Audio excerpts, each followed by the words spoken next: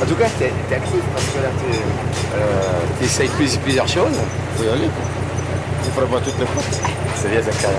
Bon, écoute, là, comme je m'en vais tout à l'heure, Tu pars où là? eh ben, je pars à Dakar après. Hein. Aujourd'hui, oui, tout à l'heure. Mais je vais revenir au mois de juin. Au mois de juin. Ouais. Donc là, de toute façon, je verrai avec Benoît, là. Hein. Voilà, tu vas à Bénin, quoi. D'accord. Bon. Tu vois Mustapha de temps en temps?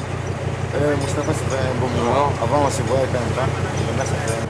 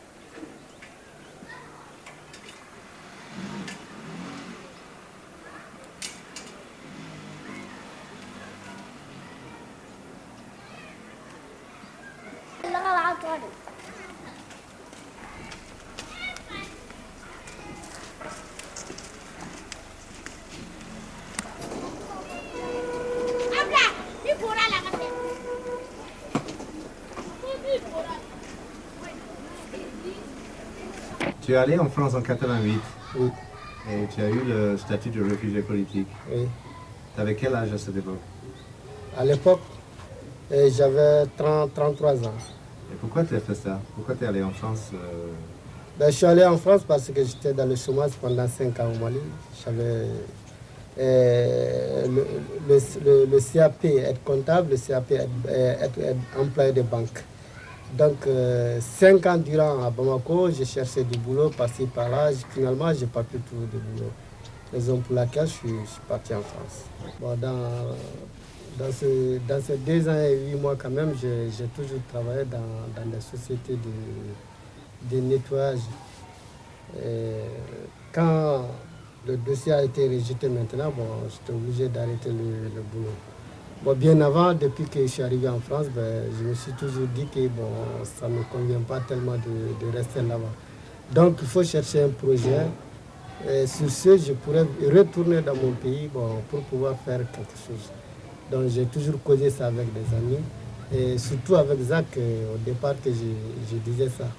Mais je n'avais pas une idée fixe sur un projet. Bon, comme c'est ainsi, lui il est au courant que je suis à la recherche de projets. Et il est tombé sur ce projet de maison d'accueil et de bar et restaurant. Donc il a tout de suite pensé à moi. Bon, il ne pouvait pas le faire seul. Il a pensé à moi.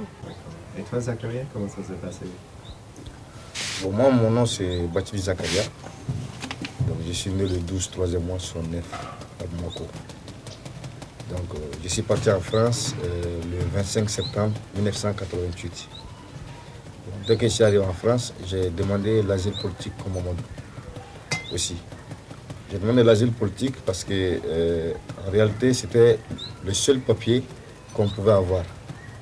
Parce qu'en ce moment-là, bon, les 4 séjours, on ne le donnait pas aux gens, quoi. Donc j'ai pris ça pour pouvoir quand même m'insérer dans le pays d'accueil, pour pouvoir travailler. Donc quand j'ai eu ça, j'ai travaillé d'abord dans une entreprise comme chef de distribution pendant 1 an et demi. Ensuite, pendant ce temps-là, ils ont rejeté ma demande. Donc ils m'ont donné un autre papier, un IKF, de quitter le territoire français en 90.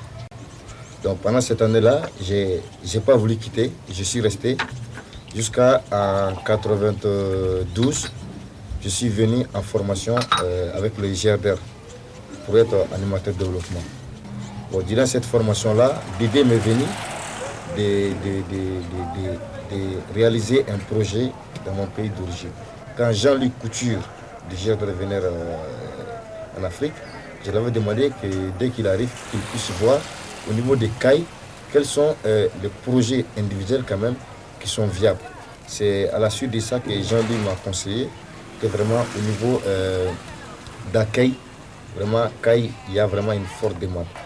C'est quand les touristes viennent ou les missionnaires, bon, la plupart, le centre qui existe, c'est l'hôtel du Rail. L'hôtel du Rail, elle coûte effectivement très très cher, 13 000 à 15 000 francs par nuit. Bon, il y a d'autres centres qui sont là, tels que la case passable du GRDR, plus la case ronde du Saint-Évry. Mais ce n'est pas suffisant, parce qu'elles sont tout le temps pleines.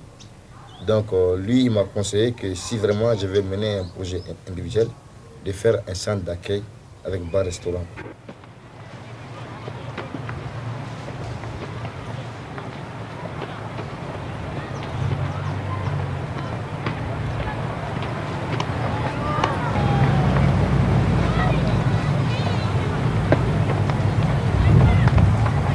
Donc là, c'est le site de notre GIE Madikama. C'était notre projet initial. Donc là, ce site-là, nous avons demandé à ce qu'on nous donne ce site-là pour qu'on fasse la construction de notre centre. Donc, mais la mairie et les autres eaux et forêts n'ont pas accepté parce qu'ils se sont dit que nous allons couper les arbres. Donc, ce n'est pas bon pour l'environnement. Donc, le fait que les choses ont entraîné, moi, j'ai demandé à ce qu'on nous donne ce site-là provisoirement et que nous n'allons pas couper les arbres. Au contraire, les arbres, ils vont nous arranger. Nous allons mettre un conteneur pour ouvrir un bar-restaurant. Donc c'est pour cette raison pour l'instant, on a séparé l'activité bar-restaurant et celle du centre.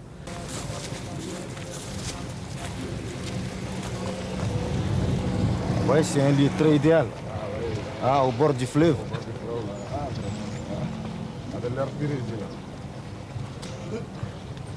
Bon, là, c'est la terrasse qui est là. On se dit souvent, bon, vous avez des clients qui aiment boire à côté du bar. Donc on a fait cette petite terrasse-là pour eux. Sinon, tout le long du site, nous allons mettre des tables tout autour du jardin, quoi, pour que les gens puissent s'asseoir tranquillement et manger tranquillement. Donc là, c'est le conteneur qui est là. Bon, ce conteneur, on n'a pas encore fini de la travailler parce qu'on doit découper là pour faire une ouverture et pour faire le bar. C'est ça. Donc c'est avec la première tranche que nous avons eue avec l'OMI, Office de l'immigration internationale. Nous avons été financés par la mission de la coopération française. Donc sur les migrants qui viennent de retour au pays, quoi. Donc nous avons bénéficié 1 200 000 francs auprès de l'OMI, donc qui a été divisé en 3 tranches. Donc la première tranche est arrivée. C'est avec cette première tranche que nous avons fait les premiers travaux. Le nettoyage du terrain, nivellage et terrasse, plus l'achat du conteneur. Donc la deuxième tranche est arrivée, mais actuellement c'est la dévaluation, tout en montée, quoi. Donc il faut réviser tout ça encore.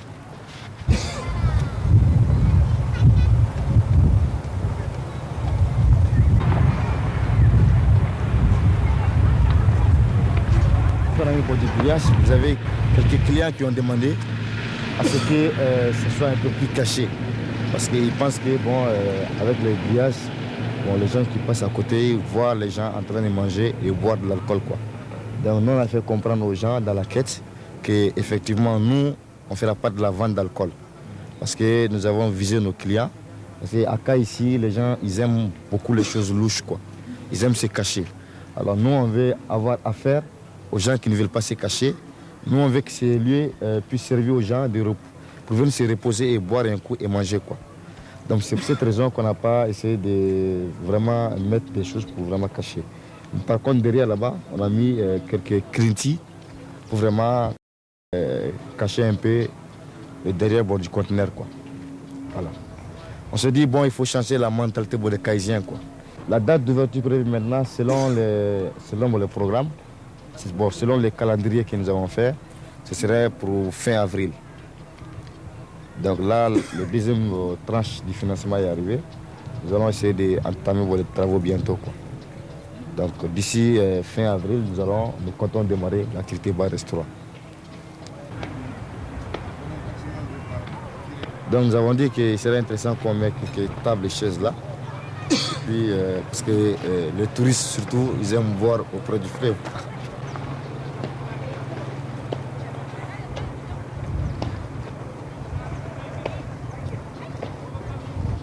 C'est avec l'appui du maire et du gouverneur de la région que nous avons pu avoir ce site-là, quoi. Mais après, vous avez, il y a eu des délégations des Caïsiens qui ont été à la mairie en disant qu'eux, ils ont demandé ce site-là avant nous. Le maire a refusé et nous, on vient de la France et on accorde pour le maire pour lui donner de l'argent pour qu'on est ici, quoi. Donc les gens ont tout fait pour ne pas qu'on est ici, mais on s'est vraiment beaucoup battu, quoi. Donc ici à Caille, c'est pas facile, quoi. Il y a la jalousie, il y a la méchanceté un peu, quoi. C'est de l'inconscience, quoi. Bon, les gens ils font rien, mais une fois qu'ils voient des gens qui sont en train de construire, alors tout de suite ils commencent à agir, quoi. Parce qu'il y avait plusieurs personnes qui avaient demandé ce site-là. Tout le monde demandait à couper les bois. Alors nous, quand on a compris ça, bon, on s'est dit, bon, on ne va pas couper du bois. On va leur proposer qu'on va s'installer comme ça, sans couper du bois, quoi. Et c'était en échange de quoi que la ville de Caille vous a... Bon, ce site, pour l'instant, est en échange de rien. La mairie, le maire voulait nous soutenir parce qu'aujourd'hui, l'objectif, la politique de l'État malien, c'est d'appuyer les Maliens de l'extérieur qui viennent investir. Donc on peut dire qu'il y a eu quand même un petit changement au niveau de ça. D'habitude, quand on vient avec le projet, c'est l'administration qui bloque. Mais actuellement, ils essaient quand même de faire un petit effort pour vraiment nous appuyer.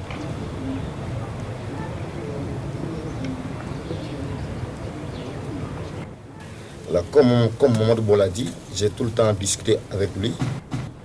Donc j'ai senti à travers lui que lui aussi, au niveau que la France, ça ne le plaisait pas tellement, quoi.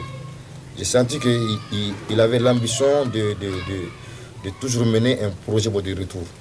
Donc je me suis dit, donc voici l'homme qu'il me faut. Il me faut quelqu'un qui pense comme moi, qui pense que bon, vraiment, ce n'est pas en restant en France qu'on peut servir le pays d'origine, quoi. Donc c'est comme ça qu'on s'est associés. Et ensuite, on avait une autre troisième qui s'appelle Ibrahim Saounira. Ibrahim Saounira, il est de Sobokou. Lui aussi, il est en France. Il est taximan là-bas. Donc, c'est là qu'il m'a dit que lui aussi, ça lui intéresse. Associer avec nous si on ne va pas avoir de problème, quoi.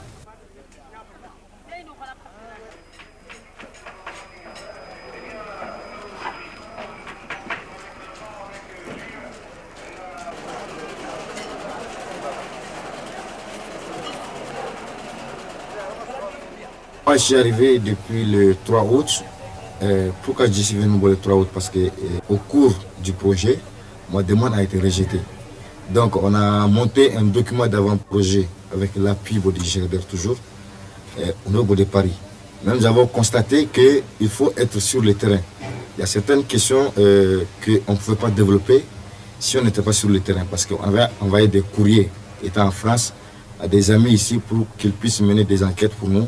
C'est la recherche du terrain. Donc ça n'a pas été facile. C'est là qu'on a décidé qu'il faut que quelqu'un rentre. 2 ans, on est sur le document avant-projet.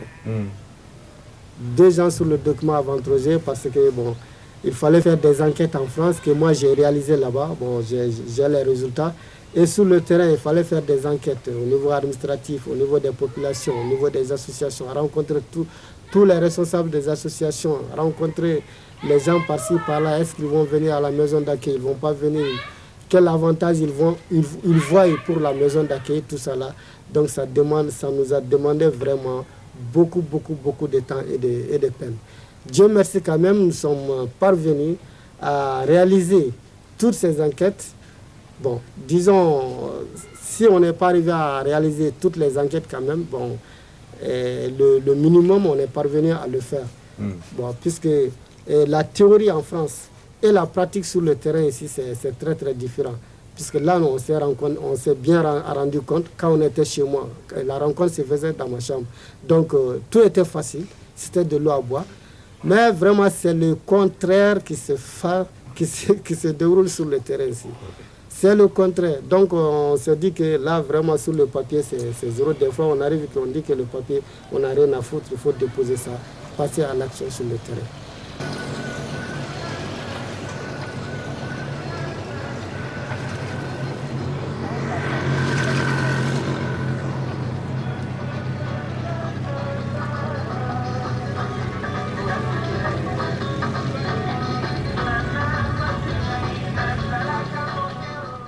C'est ici que nous sommes en train de viser actuellement pour pouvoir faire notre centre d'accueil. Donc nous avons dit qu'il serait intéressant quand même de démarrer par l'idée de location, louer soit une villa ou une étage comme celle-ci pour démarrer l'activité hébergement pendant 1 an pour voir la rentabilité avant d'investir gros. Et là, si on commence à investir, à construire, et qu'après nous trouvons que vraiment l'activité n'est pas assez rentable, bon, vraiment c'est pas très intéressant. Mais cette première hypothèse de location est quand même très intéressante, qui peut nous permettre de voir dans une année comment les choses fonctionnent. Donc sur le terrain aussi, nous avons fait des questionnaires avec des responsables d'associations. Il y a pas mal aussi qui ont proposé à ce que le site soit au centre-ville ou près de la gare. Donc nous avons eu ce bâtiment-là et nous avons dit que bon, peut-être il serait intéressant de démarrer pour l'instant avec ça pour voir le fonctionnement. Voilà.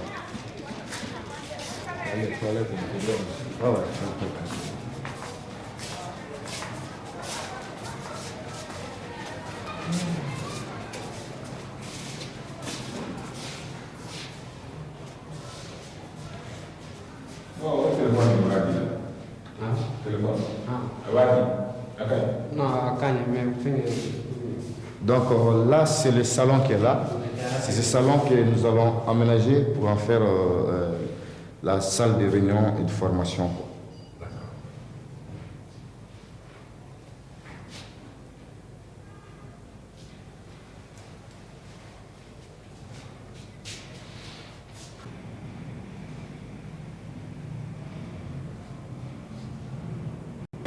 Et vous avez fixé un prix, vous savez à peu près combien vous allez demander? Bon, pour l'instant, pour les prix, nous avons dit qu'il ne faut pas faire trop cher parce que nous voulons offrir un service très moins cher aux clients. Donc, pour les chambres à double lit, elle serait de 2000 francs, 1500 à 2000. Bon, maintenant, pour les chambres individuelles, on la fera à 5000 francs, la chambre individuelle. Bon, avec les associations, il y aura un prix d'abonnement. Comme eux, ils sont nos partenaires, ils viennent au moins 2 à 3 fois dans le mois. Et à chaque passage, ils font 2-3 nuits. Donc avec eux, nous allons faire le même prix que celle du Gerder avec les associations, qui est 750 francs. C'est dans la quête, c'est ça qu'ils ont proposé.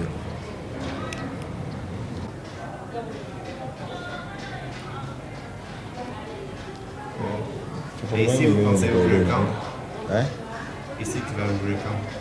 Bon, ici, comme on a fait le calendrier de programmation, nous comptons ouvrir plus tard, d'ici mois de mai, vers fin mai. En tout cas, après les ménages, ça va être l'état de marche. Voilà, ça, il n'y a pas de problème. Donc, votre prochain voyage, vous serez hébergé par médicament.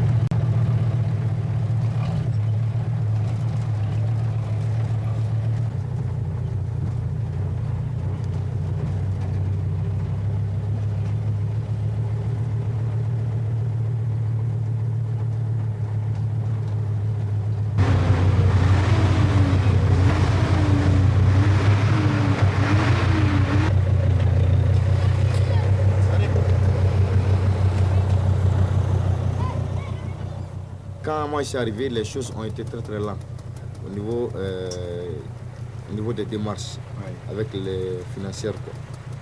Donc moi je me suis dit, quand j'étais fait à mon dit, bon, moi je suis là. Donc pour l'instant je ne mène aucune activité. Donc l'argent que j'ai, il faut que je vis. Donc si les choses continuent à être comme ça, pour moi, mon apport, personnellement, je vais tout bouger. Donc c'est là que j'ai dit à mon Dieu, donc il faut à tout prix qu'on achète, qu'on investit l'argent quelque part. Donc quand l'idée de camion est venue, bon, ça a été une occasion pour nous d'acheter ce camion-là. On va aller voir les clients, plus la fosse, pour voir comment elle est, avant de faire le travail. D'accord.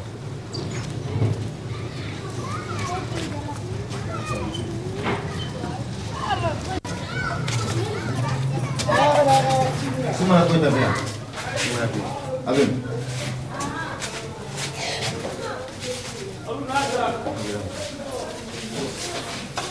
Ansor. Wah, semua aku dah bilang.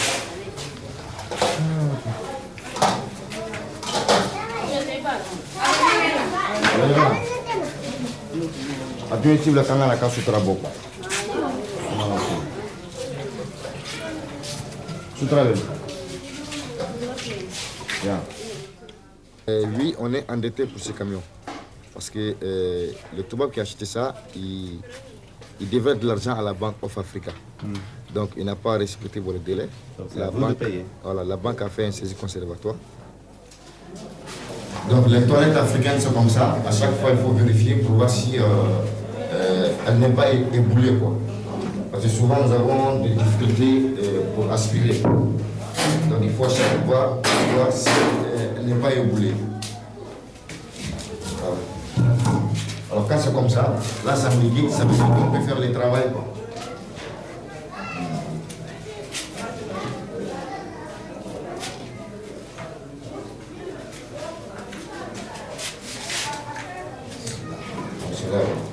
Il y a des fosses. Bon, on va sortir la corde. On y va en bras sur les filets là. Ah, bien bon.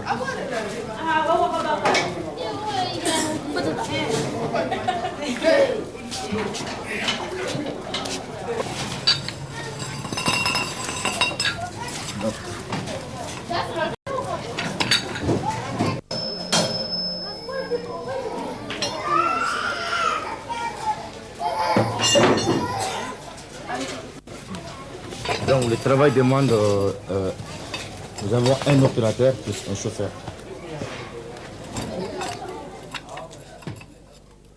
Donc nous, on est allé à la banque avec le Toubab. On a dit, bon, nous, on accepterait de rembourser les dettes du Toubab pour qu'on garde les camions, quoi.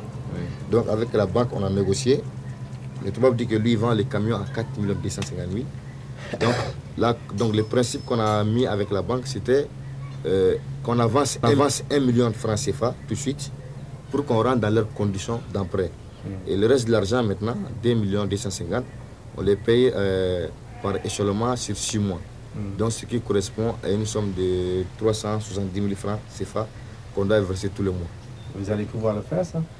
Si le camion ne déclare pas de panne à peu près, dans un mois, bon, nous pouvons dire qu'on pourra respecter l'échéance, prendre toutes les charges du camion, c'est-à-dire que le salaire de l'opérateur, le salaire du chauffeur, le salaire du promoteur.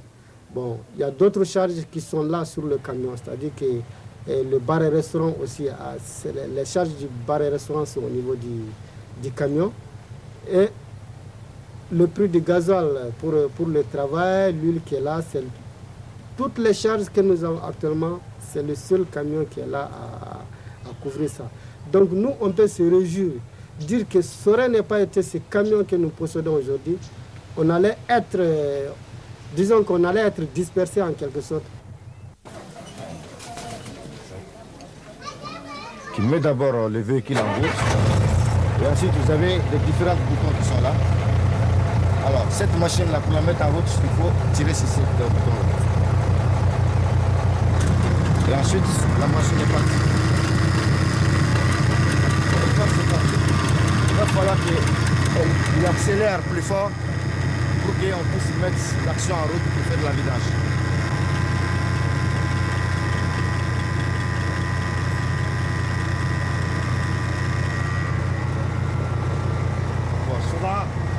nous avons pris ça pour faire ça là, pour ne pas que le...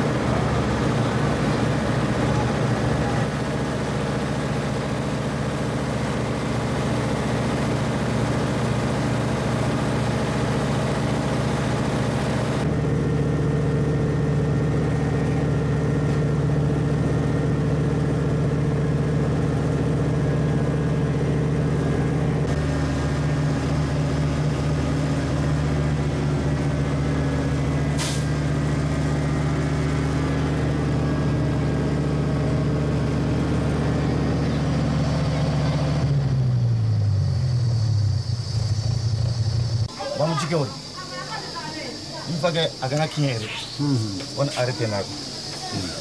Il y a un niveau qui est quoi. On va m'arrêter. Ici, comme les bailleurs de fonds, eux, ils demandent, ils ne peuvent rien financer tant qu'il n'y a pas de document. Quoi. Il faut tout le temps présenter des dossiers. Bon, les différentes études de dossiers, ça prend du temps. Quoi. Bon, c'est pour cette raison, même pour l'achat du capital, moi je me suis toujours dit, bon, il n'y a pas besoin de faire un document de projet sur ça. Quoi. Donc il faut tout de suite démarrer sur ça. Avec le peu qu'on a, il faut l'investir. Quoi. Donc c'est comme ça qu'on a acheté le camion. Quoi. Et après avoir fini d'acheter le camion, c'est là qu'on s'est mis à étudier. Mais on était sûr quand même que le Spiros allait marcher.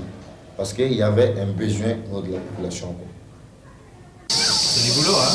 Ouais, c'est du boulot.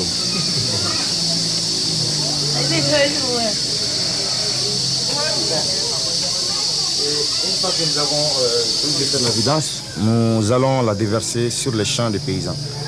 Bon, vous avez souvent des paysans qui achètent ces déchets pour faire du compost.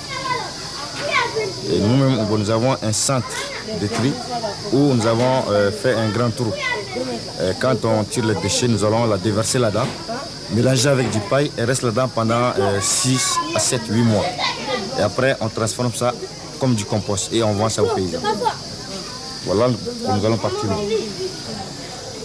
Alors, comme le client demande 2 voyages, alors nous laissons les rapports ici. Et nous allons déverser celle-là et ensuite on reviendra par le deuxième voyage.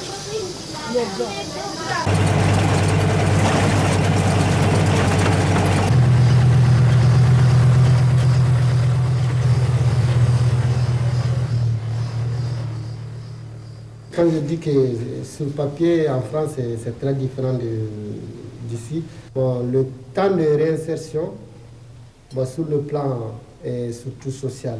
En Afrique, ici, c'est ce qui fait qu'il y a beaucoup de données qui ne sont pas du tout respectives. C'est-à-dire que nous, quand on était en France sur le papier, pour la période de réinsertion, on avait prévu au moins le salaire de promoteur qui était de 40 000 francs, qui pouvait nous suffire durant 1 mois. Donc, sans pour autant tellement compter sur le plan social. Le plan social, c'est-à-dire que bon, les familles qui sont là, les parents, les amis, bon, ce qui fait que la prévision n'est pas exacte. Donc, il y en a qui viennent avec des ordonnances que tu ne peux pas refuser de payer. Il y en a qui viennent pour dire il n'y a pas à manger, que tu ne peux pas refuser. C'est des parents, c'est des amis. Donc, l'Afrique, c'est ça, quoi. Donc, la période de réinsertion est très, très, très, très importante. Donc, si, par exemple, tu viens pour un projet, donc le projet n'arrive pas à démarrer durant 4-5 mois, là, je te dis que ton projet risque de tomber dans l'eau, dans la mesure où la période de réinsertion sera carrément fauchée. Donc, ce que tu as prévu pour ta réinsertion sociale, donc tu es obligé de puiser dans le fond du capital de ton projet. Donc, une fois que tu touches à ça, quand même, dis-toi que ton projet, c'est dans l'eau. Donc, c'est ce que je veux dire. Les gens qui préparent un projet de retour dans le pays, ils doivent vraiment tenir compte de cette période de réinsertion sur le plan social.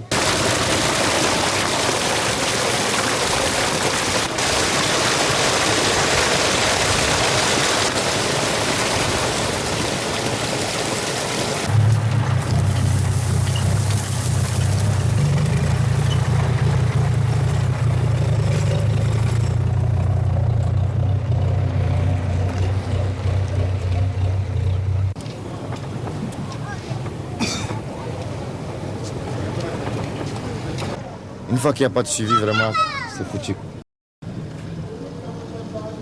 Nous le suivons au niveau de l'entretien. Tous les matins, moi, je vois avec lui. Est-ce que le niveau est bon? Il me dit oui, c'est bon. Mais en réalité, souvent, on trouve qu'il y a manque d'huile. Même pour le travail, il faut les suivre obligatoirement. Sinon, ils peuvent, souvent, quand on leur donne des listes de clients, 3 à 4 clients à faire, alors s'il n'y a pas un suivi, vous avez des clients qui peuvent les intercepter en cours de route. Ils peuvent les faire sans déclarer. Donc voilà pourquoi il faut vraiment un grand suivi dans le travail. C'est pour cette raison nous faisons un tour de rôle. Soit c'est moi qui est avec eux, ou c'est Mamadou Batili qui suis avec eux. Voilà.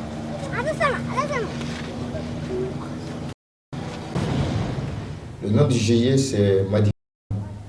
Et Madikama, c'est un philosophe soninké depuis nos ancêtres.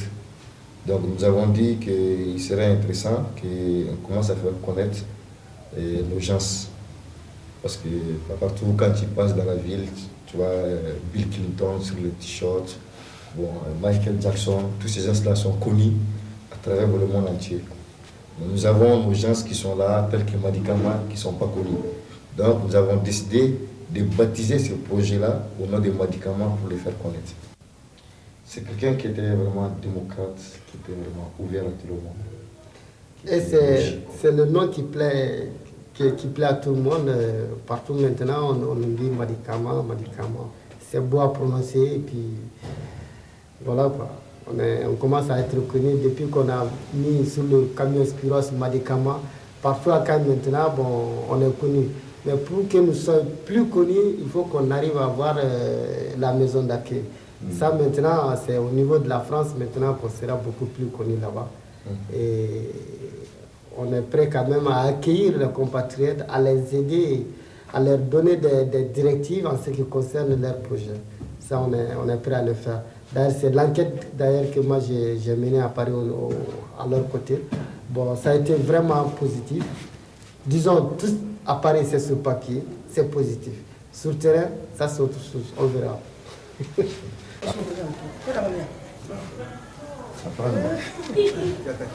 Moi je vais vous dire le communier. Bon, tant que le communier, ça fait comment seguir du temps grec. On a commencé tout ça. 30 ans, on a commencé tout ça fait aujourd'hui fil de Kembe. Pas Kembe? Non, aujourd'hui de communier. Ça fait aujourd'hui fil avec comme 8500.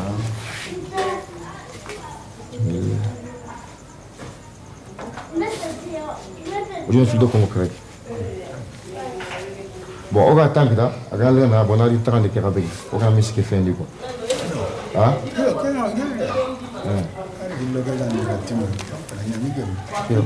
On va faire le bonheur à tout le monde.